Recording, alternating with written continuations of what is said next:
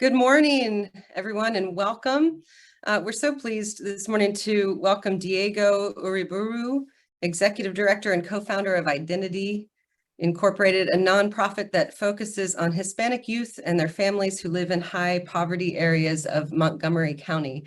And Diego is in conversation with, interviewed by our own parishioner, Sarah Weitzel today, who is chair of the Identity Board of Directors. So thank you both for being here. We look forward to hearing more about Identity's work, and I will turn that over to you. Thank you, Sarah. Good morning. Good to be here this morning, and I'm very pleased to be here with Diego. I was going to do my own introduction. You've gotten a brief introduction, but I guess I would say also Identity's focus is in providing culturally competent, linguistically appropriate, and trauma-informed services largely to Hispanic youth and their families. But we take all comers in almost all of our programs. And I'll just jump right in with some questions for Diego. I guess my first one is, can you tell us about why serving the Hispanic population in Montgomery County is so critical? One stat that drew me as to be a board member was the notion that already our schools are majority Black and brown. And I think, there are a host of other reasons or stats that demonstrate that this is the future of our county. Well, thank you. Buenos días. Okay, so I don't like to speak alone. I would not like this to be a monologue. So let me ask you some questions. What do you think is the percentage of Latinos in MCPS, in our school system? Just a guess. 30. 33% average. Now, what is the percentage of Latinos in kindergarten? It's 38%, almost 40%. Latinos, I think, comprise 21% of the county population. It's the fastest growing. It's the youngest, with 30% or 30+% of the members of the Latino population in the county are 18 years of age or younger. So it's a very, very young community. And for all those reasons, and if you think about kindergarten at almost 40% and how those grades are going to move forward, you can see how this community and its future is very linked to the county's future. In terms of businesses, I think countrywide, the Latino community is the one that is creating the most small businesses, and the county is no exception.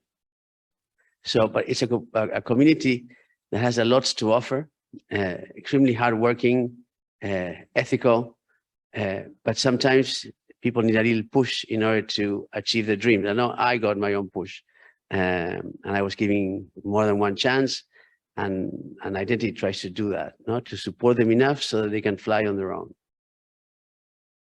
Thanks, Diego. I know there was a lot of interest within the congregation about our work supporting the most recent immigrants, some of whom are being bussed up here. Can you tell us how that group is different and the same as the population we were already serving, and what we've been doing to help them? Okay, so there's three big buckets, One, this population, the Latino community in the county, is quite young in terms of the length of time living here. People did not know about the Latino community until the 2000 census came out, where it had grew by 80% or something. And then so you have parts of the community who are well established here.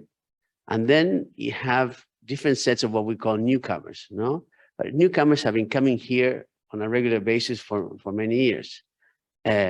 Some come here under a legal status that affords them the same rights, or many of the same rights that we have. And some come here in an undocumented way. The majority of those who have coming here on a regular basis came by ground, no? They crossed the border and then they came here. And the majority of those have been from from El Salvador, number one, Honduras, and Guatemala. A few years ago, there was a very big surge, no, in terms of the number of young people and families that were coming here, mainly to reunite with family members, parents, many of them who were already here.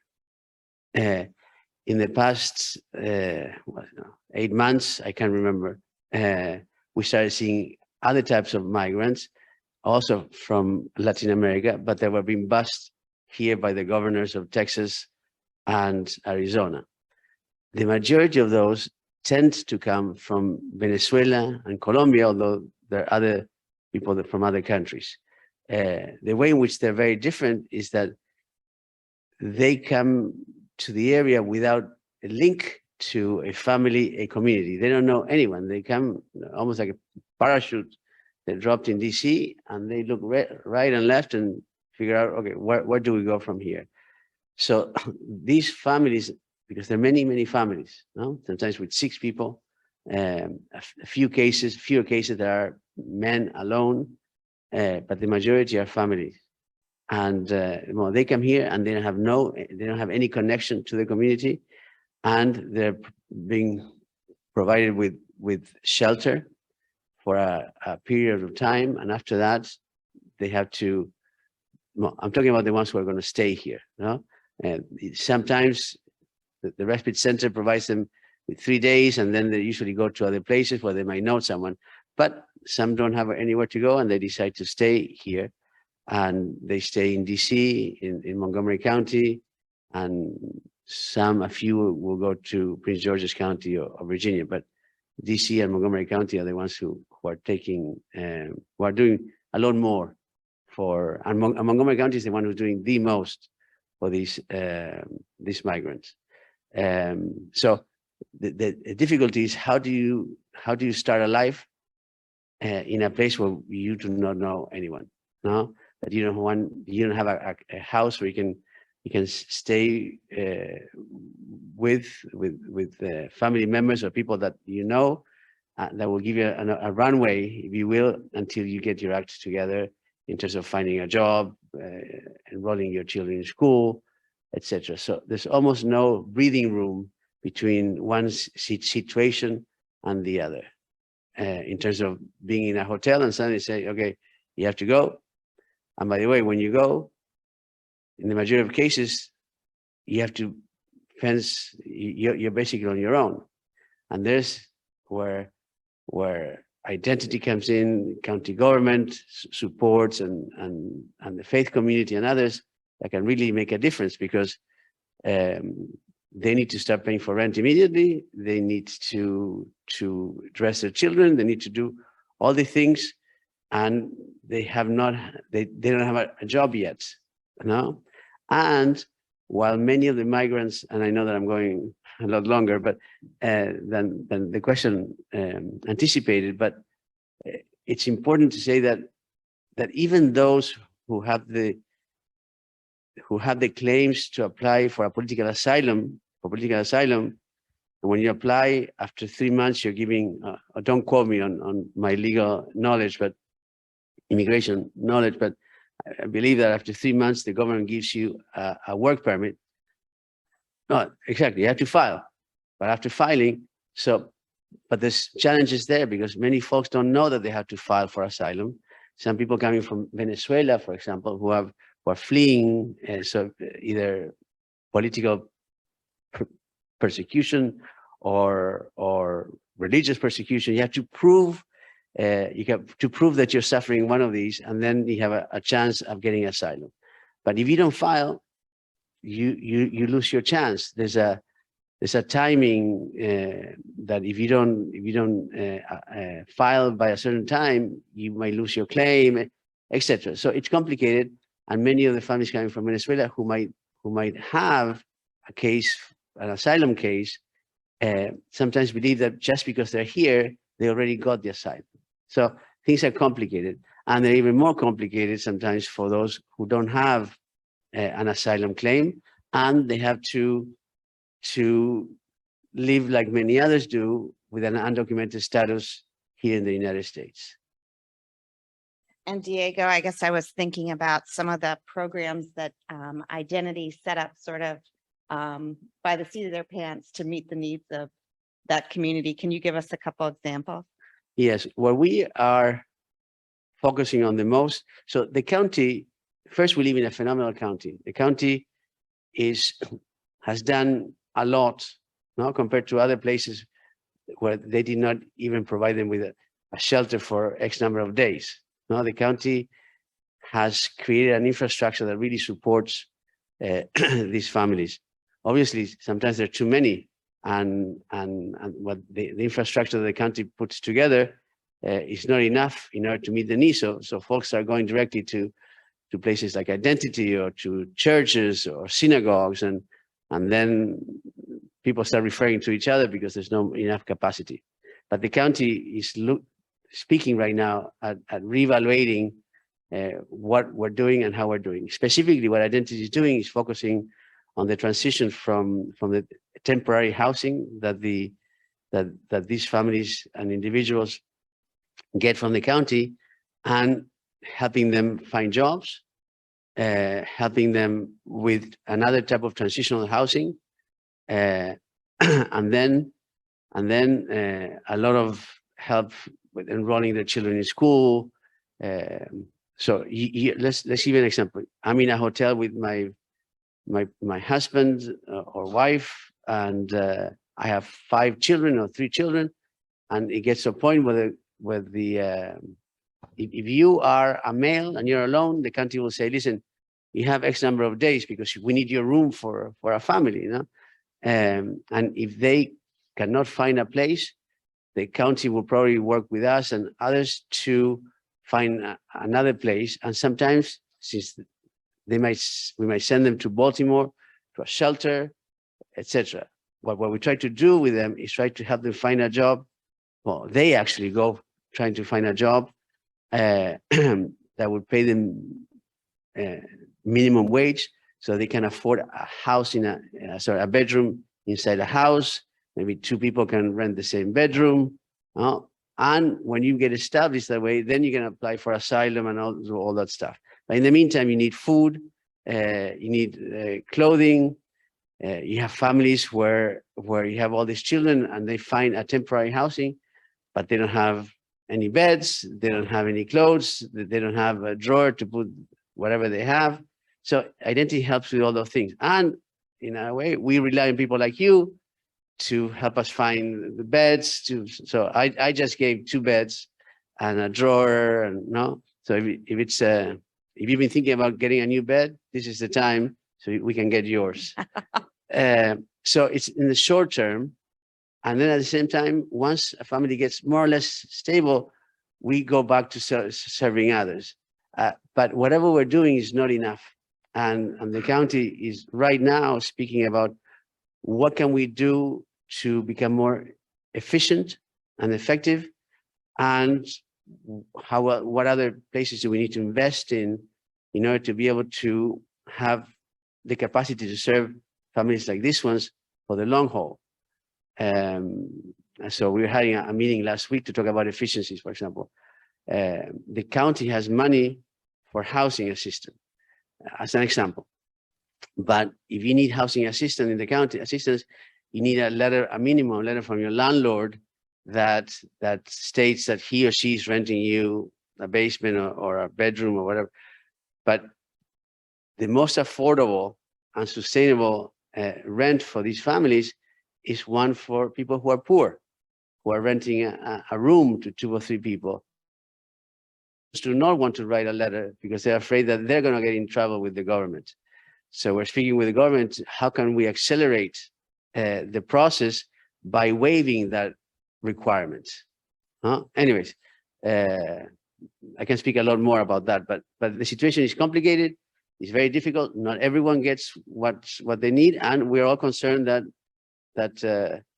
winter is coming, and this is not Game of Thrones. No, that's a joke for those who watch it. Anyway. And that story sort of takes me back to the founding of Identity, which was very much trying to meet needs that weren't being met in the community. And I think a real strength of Identity is the way it identifies needs and the services evolve with them. So the services start in elementary school and help youth transition through the early adult years into adulthood, social emotional support, building academic and job readiness skills. How did those services sort of evolve during the pandemic? Diego, can you talk about how Identity responded to some of the needs at that time and how the work changed? Happy to. Quick question. How much time do we have? Because We have till just before 10, right? okay, so I'll go back to that in a second. The other problems, when I'm talking about challenges, what I just talked about is the immediate challenges. But then you look at MCPS, all these children, there's many small young children will go to MCPS. We're extremely grateful that everyone is required to go to school in this country, and that education is free. But not everyone receives the same education. If you look at the data from MCPS and how Latinos and Blacks in general are faring, the data is quite scary. It's really actually the difference between Black and brown and white nations is dismal. The gap is truly dismal. And then between those who are wealthy and those who are poor, it's just shocking. Even white nations who are poor fare a lot worse than their peers who are wealthy. And I'm talking about farms students.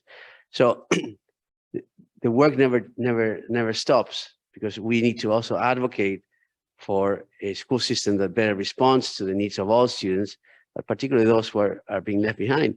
And there's some farms, Black and brown, and you look at their measures, in some cases you have 60%, 70%, almost 80% who don't make it. So and this is getting complicated because there's 3 measures that the school system follows: the classroom data, and I don't even remember what it is, but in some of those, almost 23% of Blacks or 30% of Blacks and 20-something% of Latinos make it in math and reading. So it's a struggle throughout their lives in order to get better. If you look at workforce, it will be a challenge. So coming here is not the end of everything, and then they have to join in the same challenges and struggles that their now peers have faced. And it's not that we cannot make it work, it's that sometimes systems are resistant to making the changes that they have to change in order for everyone to really be able to seize these opportunities. And sometimes it's not enough for the superintendent to want to do it, but they're very ingrained policies, practices that make it harder for some students to succeed. Sorry, I went on a big tangent. It's all right.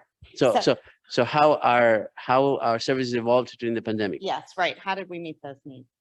So identity, evaluation is a big part of and research, a big part of what we do. We were the organization that conducted the first ever needs assessment of Latinos in the county, because we were in DC and we moved to the county in 2002 or so, and because we had young people coming all the way to DC to get services, and so we did not know anything about the county, absolutely any. I thought the county was a rural place where, I don't know, you grew pumpkins, and I thought that Gettysburg was the capital of the county. But in any case, so the first thing that we did is that we conducted a needs assessment. So we surveyed almost 800 young people to understand what their needs were. We also did focus group with the parents. We also asked other nonprofits what services they were providing to see who was doing what, and asked county government, and we more or less got an X-ray of what was happening, and not much was happening. So we shared that data with the county executive then, Doug Duncan, with the county council, with the Board of Education, and say, hey, let's work together to to ensure that this population get the services that it needs. And since then on, we've always been doing needs assessment to have the community guide our work and to tell us what they need, what they're not getting, etc. And during the pandemic, there was no time for a needs assessment, no, because within, I don't remember exact date, but I know it was March. And after 2 weeks, people stopped getting paid, stopped getting checks, and the money that they have, because our community does go from paycheck to paycheck, and the paycheck stopped coming, and people were struggling right then. So the decision that we made, although our programs are very valuable, as Sarah mentioned, in terms of social and emotional support, workforce and employment, and education was stopped, workforce and employment come to a halt, and social and emotional support, we continued. But the first thing that we did is we shifted with the county's blessing, because most of our contracts are paid for by county government. We compete for grants and we win, and then but we asked, listen, we told the government, listen, this community doesn't need workforce development now because the jobs are disappearing. And the same thing with education. Can we reshift our focus and focus on case management? Because you have lots of programs, but people don't know about them, and we need to connect them there. And I would say that maybe 70% of our staff became case managers. It's not that they did not know how to do it. They knew how to connect with people. They had the contacts, and we shifted from providing, I think we maybe serve 1,000, 3,000 people in case management to serving around 13,000 folks with case management. We also partnered with county government. The most important thing that we did prior to the pandemic was establish deep, trustful relationships with government, with philanthropy, and also with the community. And the county was pursuing a strategy to deal with the pandemic that was not working, was not very culturally or linguistically appropriate. They wanted everyone to go test at their sites. The message we're not getting to them. So after a while, a few county council members and the county executive decided to change strategy, and they came back to Identity and 4 other nonprofits and said, what do we need to do? And we created a program called Salud y Bienestar, which stands for health and well-being.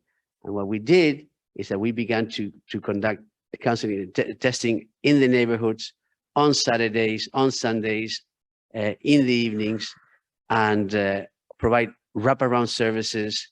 And it was a huge success. And fast forward X number of months, and the Latino community became the highest vaccinated community in the county and the highest Latino community vaccinated in the country.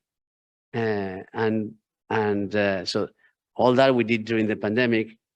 And I think we partnered with a faith institution-based institution to do the first vaccination clinic.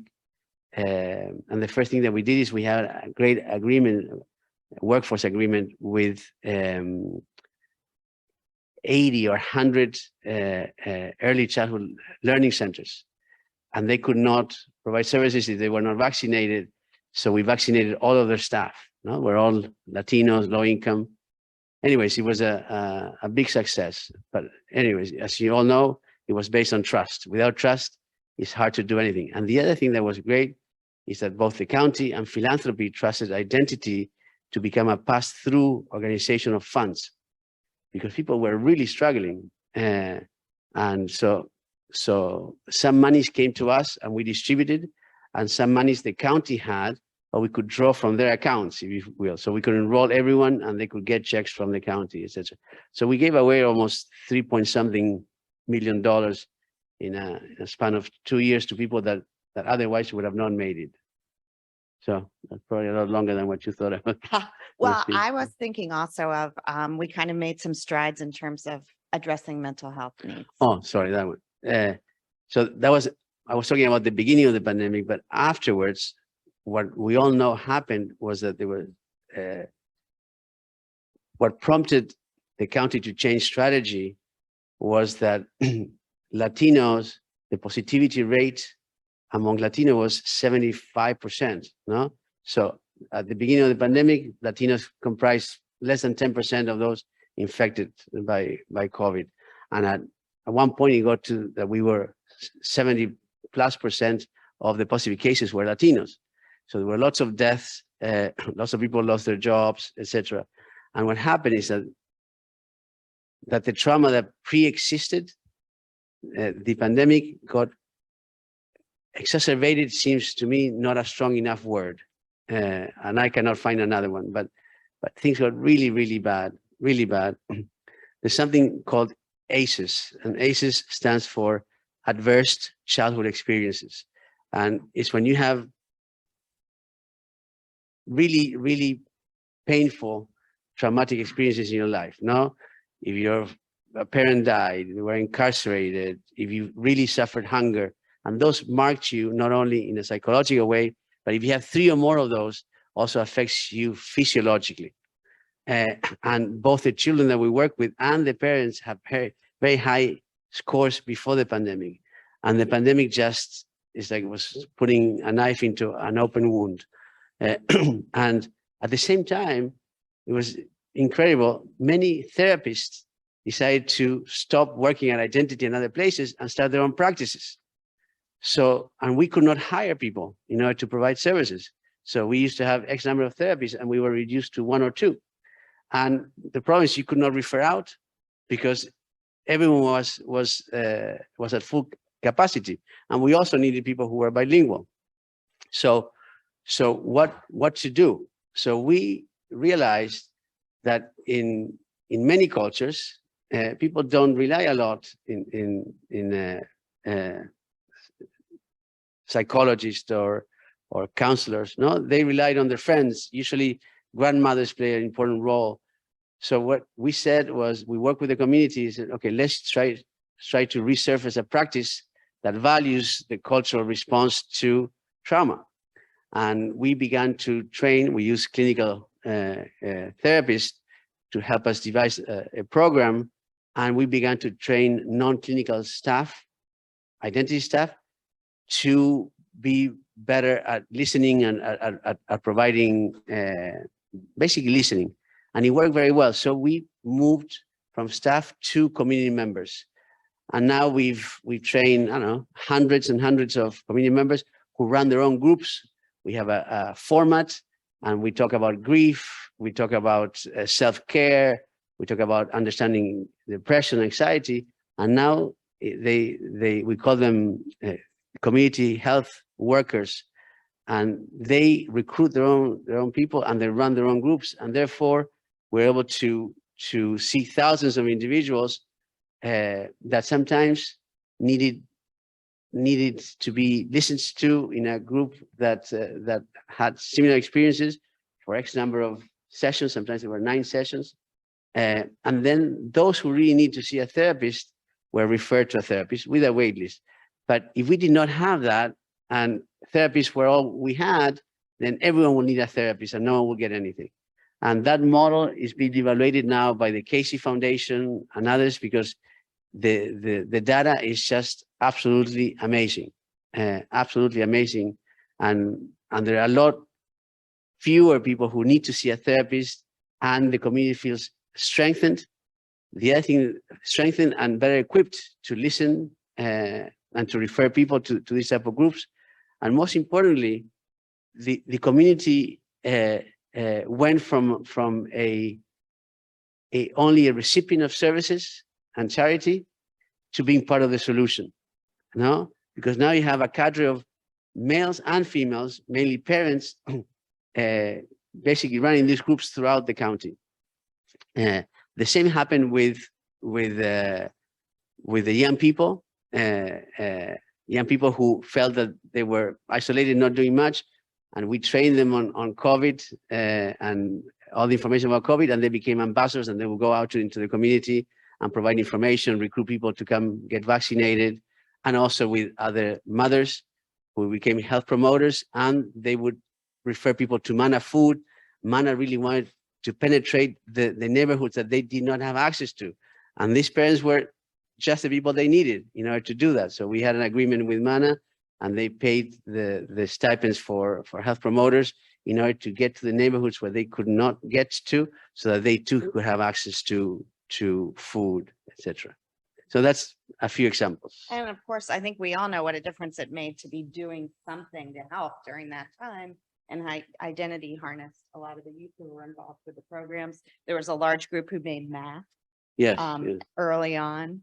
And I think that's one of the tenets of Identity's work, that it's not just staff providing services too, but it's empowering and supporting the community to do its own supporting and advocacy work. Do you want to talk about, for example, the advocacy work that parents are doing?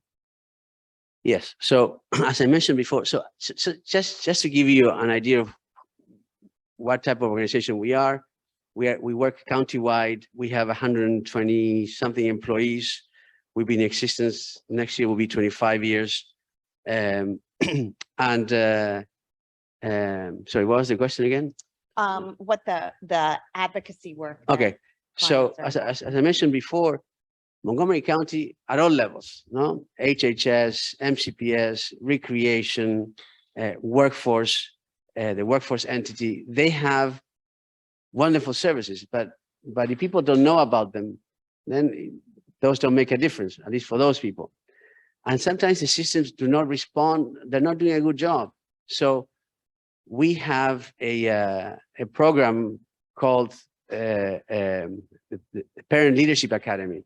And basically, we trained parents in order to, first of all, to empower themselves, but also for them to be advocates for their children, for themselves, and for the neighborhoods, school community, etc. And we train them. And for example, last week, there was maybe 90, 100 parents at the Board of Education when the board released, or MCPS released, the results of their anti-racist audit. And they were there supporting the results and holding MCPS accountable, so that we do not just stay with the results, but we implement changes that would involve them in the devising of solutions that include them in key decisions, because the community does feel that if you're not at the table, you're on the menu. And we do that for things related to the county. Also, the community sometimes tells us what they need. And for example, I'm in the Board of Workforce Montgomery, which is a workforce entity for the county. And the county, most of the money that it has for workforce comes from the federal government, not a lot from the county. And the federal government's money has restrictions.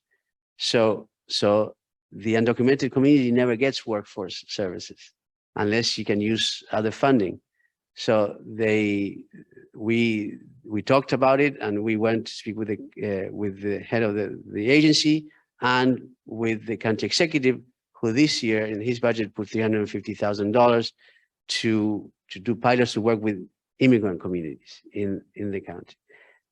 So slowly, the parents, I'm talking historically, I've been here as a community since the 80s in large quantities, Before you had mainly the diplomats, the people that worked in the IMF or the World Bank, etc. But this community has been here from the 80s, and it's been a very passive community, that took whatever was given to them, that did not know how to exert their rights, because they didn't know they had rights. And also, to be honest, because they felt that however bad things were here, they were better than where they were coming from. But that doesn't justify that they shouldn't get the services that are here for them. So, but now, because of the pandemic, before the pandemic, but the pandemic also did something to the mindset of the community to say, we have to get involved. And there's resources also that help us empower them to get involved. So I think that we're going to see a different relationship between the community, a better one, and county government, and also community. We need to understand as a community that we need to be part of it. We cannot live in isolation.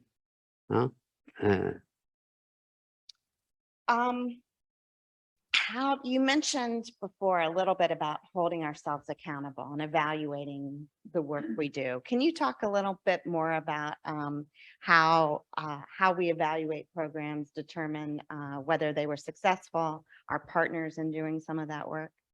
Yes. So evaluation and research have been parts of identity from the very beginning. As I told you before, we moved to the county from DC because we did the first needs assessment of Latino youth, and we realized that there was a lot more need in the county than it was in DC, and people were thinking that DC was what this community was, and we realized that it was not. And then the census data came out, and it affirmed that.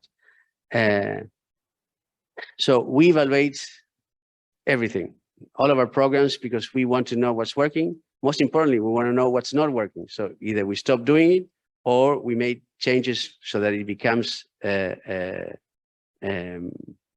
effective. So we have an internal evaluator, but we also partner with different research institutions. Right now, for the past few years, or maybe 5 or 6 years, our biggest partner has been the University of Maryland, particularly public health. And with them, we're evaluating the intervention that I shared about the community mental health. They brought Casey in to fund the evaluation. We're working with them to change it because it's focusing mainly on parents. And how do we do also this type of interventions with young people at the high school level, at the middle school level, and the elementary? It looks very different, no? Very different. So we're working with them to explore that and evaluate them. We're also working with them to see about how we, with a grant from the Healthcare Initiative Foundation in the county, we're looking at creating models. They call it trauma-informed ecosystems at school, so that we can create an environment where asking for help is not traumatic, is not scared. Many people don't know that they can ask for help. So how do you create an environment, probably like you probably have here? People come here and they go to you when they have problems, and it's not stigmatic. Is that a word in English? It's natural, and everyone comes here ready with an open heart, and well, you're reaching out to us before we reach out to you. No, if we could create those type of systems, ecosystems in the schools, then the violence would diminish substantially. People would ask for help rather than acting out. But not only the students, the parents, the teachers, the administrative staff. So how do we create that? So we're working with the University of Maryland on that with a grant from the Healthcare Initiative Foundation. And then the research piece. No, for example, Identity has been working very interested on early childhood education for a long time. Why? Because only 30+% of Latinos are kindergarten ready. So they get to kindergarten and only 30+% are kindergarten ready. So meaning that almost 70% are not ready for kindergarten. And we all know that if you don't read on grade level by 3rd grade, you'll probably not catch up. Okay. So what happens in early childhood education is key from 0 to 5, 0 to 6. So we're part of a group called Montgomery Moving Forward, which is a collective impact group that was pushing hard for the county to do things differently in terms of early childhood education. And I probably was the only Latino there. And so they were talking in general, the information that they had was very real, but we said, okay, let's do a needs assessment very quickly with our Latino community to find out what is really happening. No? So we have the capacity, we serve around 10 to 13,000 families per year, reaching 60,000 people per year. We are able to do things very quickly. So we devised some questions and we found data, incredible data, for example. We divided the groups in 3. And if I'm going too long, let me know, but this is interesting. We divided 3 groups: people that did not want to send their children to childcare, people who wanted to and couldn't, and those who did, and they were very happy with that. And so the ones who wanted to send them to childcare, but couldn't.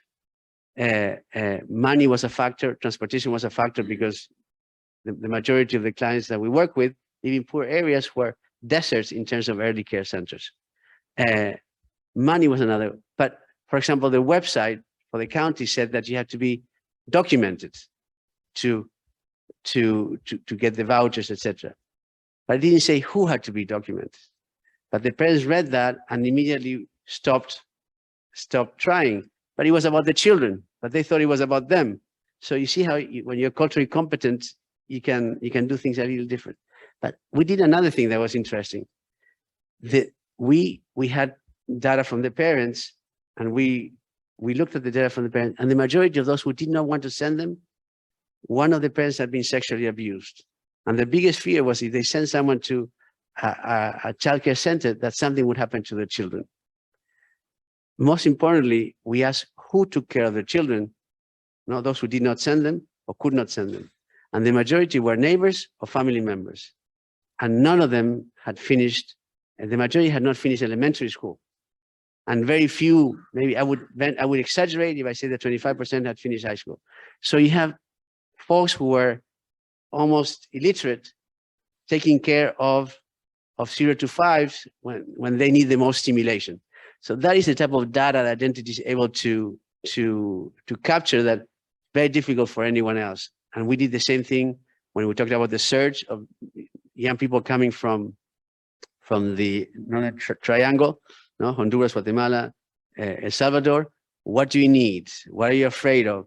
And we can do things like that very quickly and survey hundreds of people because they trust us and because we are in contact with them every day.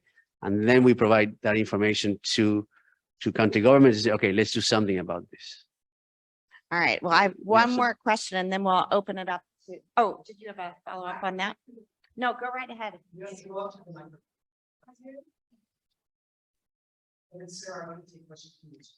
Yes, yes. Hi, I'm Dylan Brenham. I work at Gaithersburg High School and I see the identity car out in our parking lot.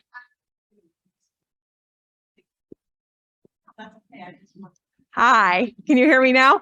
Okay, I think I wasn't close enough. I work at Gaithersburg High School. I see your car, your identity van, I guess it is. Not actually really interested to find out about this program because I see it there all the time. I knew you helped the Latino community, but I didn't know exactly what you were doing. And one thing the county always complains that if in terms of MCPS is we don't have enough money. And I think a great idea would be, and no one listens to me, but because I'm just a teacher, to have kids graduate after the first semester of their senior year and then dump all that money into early childhood education, because second semester seniors don't do anything anyway. So why not have them get jobs or go out and be volunteers or work with the younger kids or whatever that second semester. And then that saves money. We hire less teachers of seniors and more pre-K teachers. Anyway, I don't know if that's something, because you have a political voice you could advocate for, but they're always saying they don't have enough money for early childhood education. And everyone knows that if you're not ready for kindergarten, you're never ready for school. Well, I think you should run for the Board of Education and or county executive. And by the way, Identity runs the One Less Center in Gaithersburg High School. So our staff is inside of the building. But we have to think about things differently. Money is limited, it's finite, and we do have to think. I'm not sure it makes a lot of sense to me what you said. I had my daughters who graduated, who didn't do much in the last semester, but we need to speak with you and others all together and come up with different strategies, because some people are really drowning. Everyone should need to succeed. So if we don't need them, to be honest, I don't know the specifics, but it sounds like a good idea.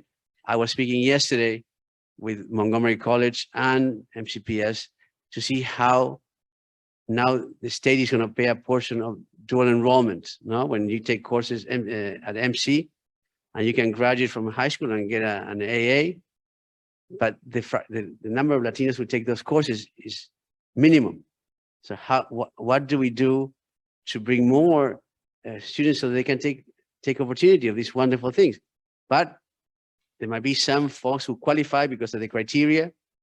There's different criteria, but we need to start working on the lower grades so that a lot more could take advantage of this opportunity. So we have to begin to think differently and really involve this community, because otherwise, and the community needs to make an effort to also get involved. So it goes both ways. Go ahead.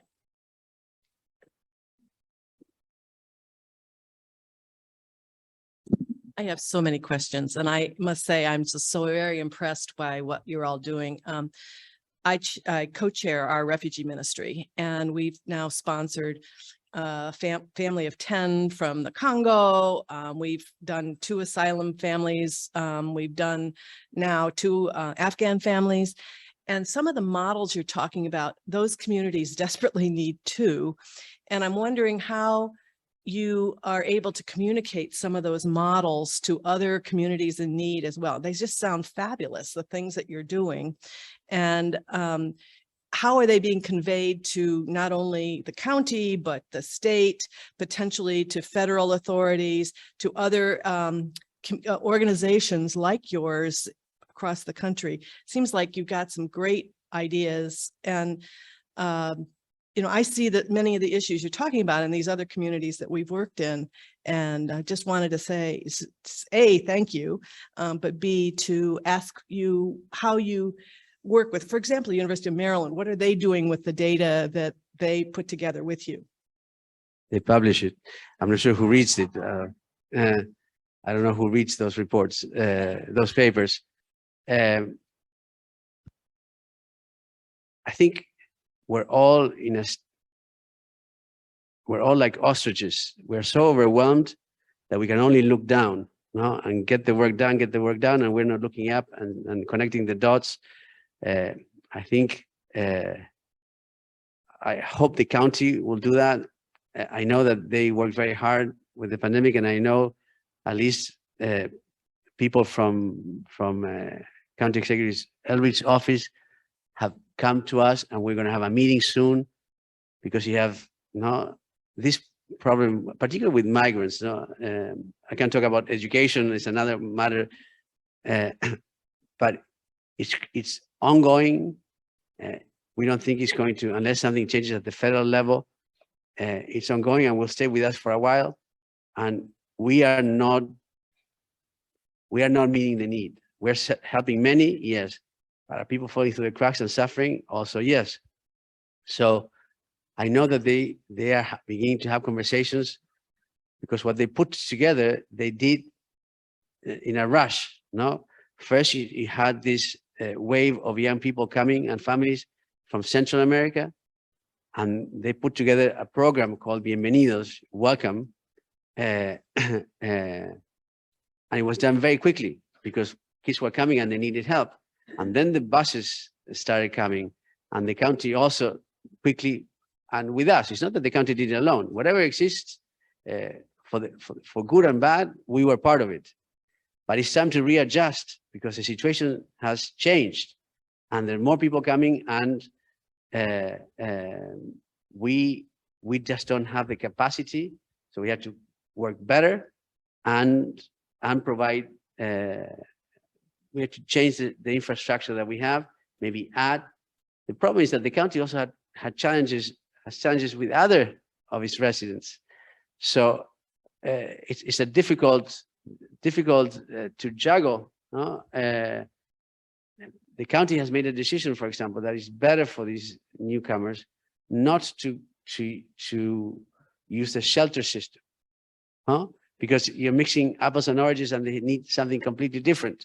So in a way, it's protecting the beds for the residents of the county and protecting this, but we don't have enough spaces for the newcomers. So it has to adjust. We are constantly adjusting, but constantly is not fast enough. And we are also, identity and others are also, we bear the responsibility. But it is because we are on the ground doing what we can, and sometimes we just don't have the ability to look up and look at the strategy, at the macro, and make adjustments. And sometimes it's a matter of funds, and funds are limited. Do you focus on ECE? Do you focus on this? Housing is a big challenge for the county, a huge challenge. I would say to your question, though, I think this is something that the board and identity wrestle with.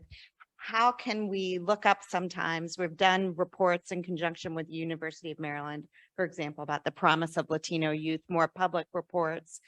We have curriculum that we use in our programs. Could those be shared with other programs? But it's something that it's hard to keep up with that and the constant need to the needs on the ground. But I think you are thinking thoughts about how to be an exemplar to other counties, Yes, other yes. populations. One of the models that we're to follow is your model. You have a lot of volunteers that get things done. Every time you want to do something, someone needs to, you cannot take anything away, or you cannot add something else to people who are already overwhelmed. So for every new thing we do, you have to create the infrastructure, the capacity to do it. And it becomes, it's not that we don't want to do it.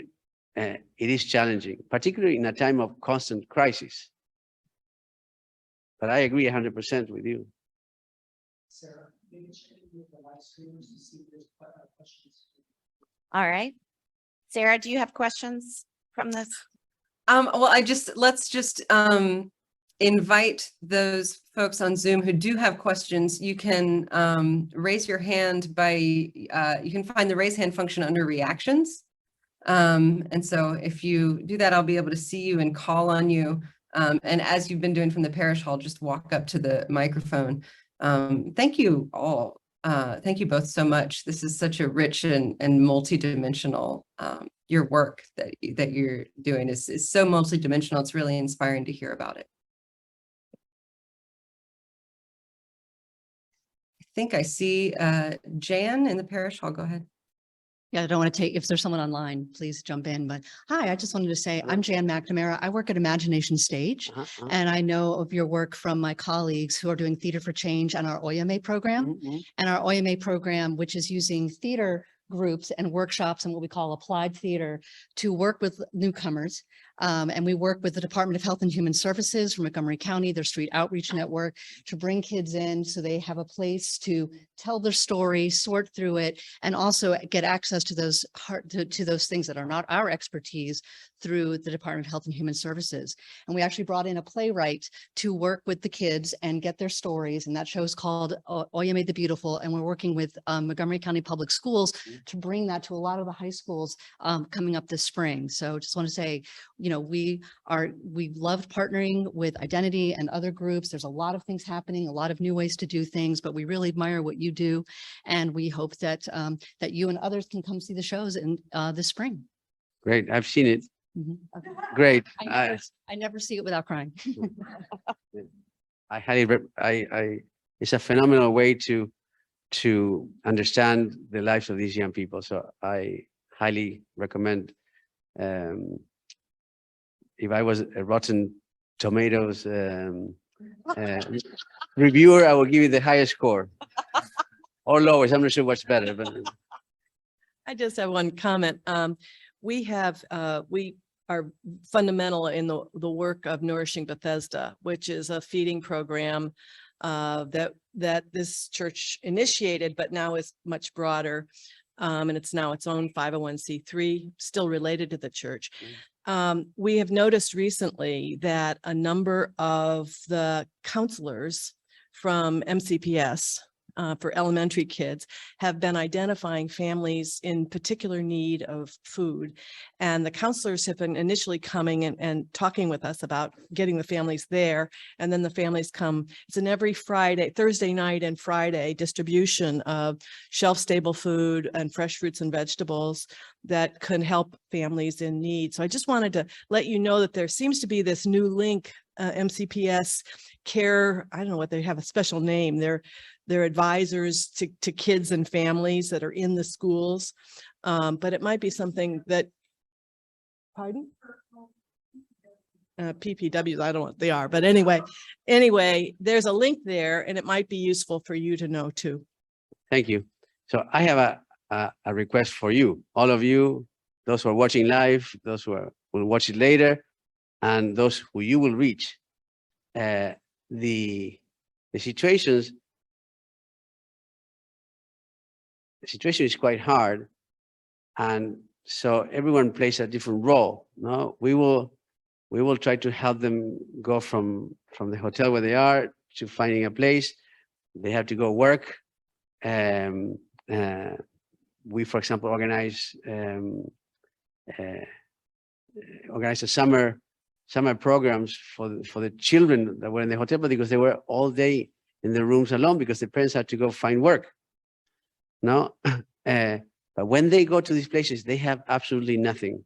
They walked into the new place, and there's floor and walls, and they don't carry anything with them. So we need to spread the word about helping furnish their places. I'm not saying, but beds at a minimum, and whatever else people have. So we would love to work with you. Working with anyone takes time, okay? But if we could have a contact person and we can send, listen, I know there's a family that is moving to a place on the 31st. So I called friends of mine and said, hey, I sent an email saying, we need 2 beds, we need a dresser, we need, no? And someone said, okay, I have the bed, I have a dresser. But it's hard work, but you can reach people that we can't in a way probably a lot more efficient, and people will actually read what you send. But if you could help us get this community, the church community, organized to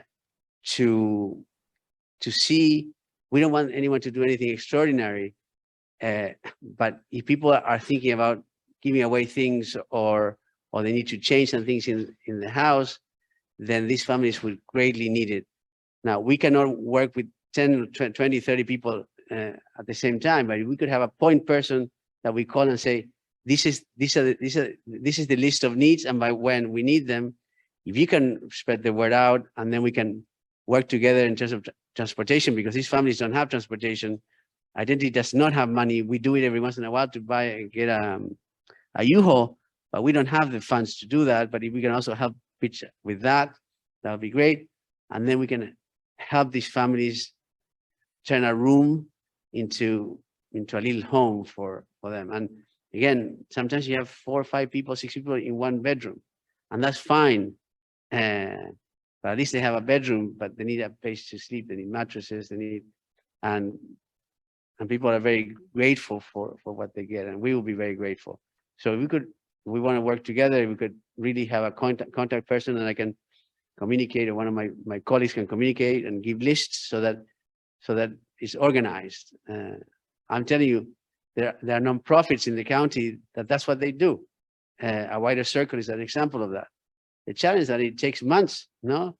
They just don't have the capacity either. So we need to, the same way in which MCPS is reaching out to you, is because the levees have been broken and everyone is struggling. So everyone's calling everyone for help, which is great, but let's do it in a better organized manner.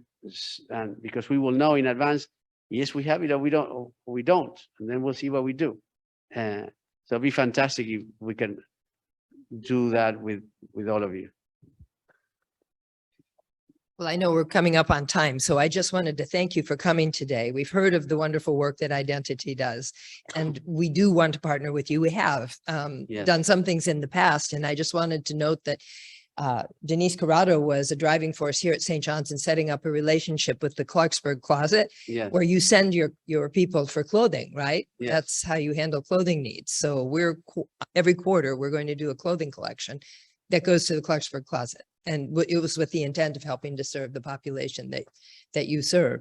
But certainly we can take a look at what you're describing now. We've done that with other immigrant families and see what we might be able to do to help in our broad neighborhood too. So Yes, that'll be so much appreciated. And the backpack drive as well. We appreciated the supplies for that. Yeah. right, the backpack drive as well. We should mention that. But Sarah, thank you very much for being willing to come this morning and conduct this conversation. I think everybody will agree that it's really been thought provoking, and we hope to follow up with you. So Well, thank you. Thank you. Thanks for the Thank you, support. thank you. Thank you so much for being here. It's been really wonderful to be educated on all this important work that you're doing. We really appreciate it. Thank you. Thank you.